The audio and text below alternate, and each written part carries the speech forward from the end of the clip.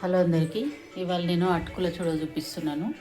ఇగో అటుకులు నీళ్ళలో నానబెట్టి పెట్టిన, కావాల్సిన పదార్థాలు కట్ చేసి పెట్టుకున్న ఉల్లిపాయ, కరివేపాకు, కొత్తిమీర, పచ్చిమిర్చి, శనగపప్పు, మినప్పప్పు, ఎండుమిర్చి, జీలకర్ర, ఆవాలు, పల్లీలు కూడా వేసుకోవచ్చు. కానీ ఇక నేను పల్లీలు లేవని చేస్తలేను. సో ఇప్పుడు జీలకర్ర, ఆవాలు వేసిన, ఎండుమిర్చి,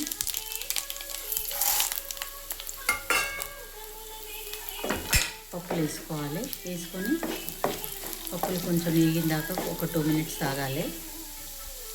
ఆ తర్వాత ఈ కట్ చేసి పెట్టుకున్న ఇవి వేసేసుకోవాలి.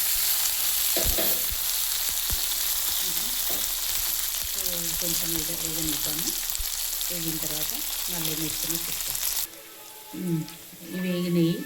ఇప్పుడు దీంట్లో పసుపు, అల్లం వెల్లుల్లి పేస్టు, ఉప్పు. ఇక ఉప్పు తగినంత వేసుకోండి.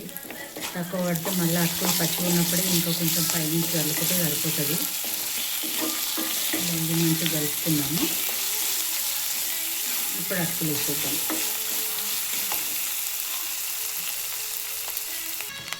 అటుకులు అయితే వేసేసిన.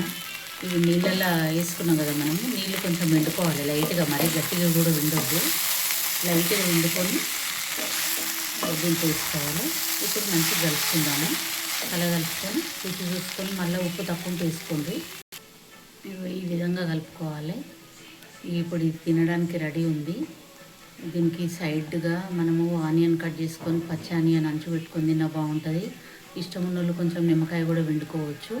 నిమ్మకాయ వండుకొని కలుపుకొని ఆనియన్ పక్కకు పెట్టుకొని తింటే చాలా బాగుంటుంది. సో మీరు అందరు ట్రై చేయండి.